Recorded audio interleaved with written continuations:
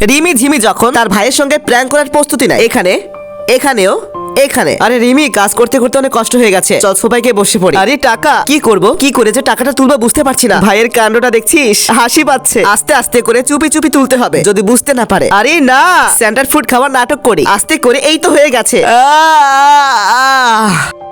আমি অনেক ক্লান্ত হয়ে গেছি, আমি ওয়াশরুম থেকে ফ্রেশ হয়ে আসতেছি। বোন, তুই দেখছিস কেমনে নাটক করে ভাই? এখান থেকে আস্তে আস্তে করে যেতে হবে আমাকে। 100 টাকা পায়ের থেকে বের করে ফেলি। চলো চলো চলো। কেউ কি আমাকে নজর রাখতেছে, পিছন থেকে দেখতেছে? আমার গোপন সিক্রেট জায়গায় চলে আসছি, এবার হবে মজা। পাসওয়ার্ড 367। ওরা টের পেয়ে যাওয়ার আগে যত তাড়াতাড়ি সম্ভব বইটাকে লুকিয়ে ফেলতে হবে। ফ্রেশ হয়ে আসলাম, কি ভালো লাগতেছে না এখন।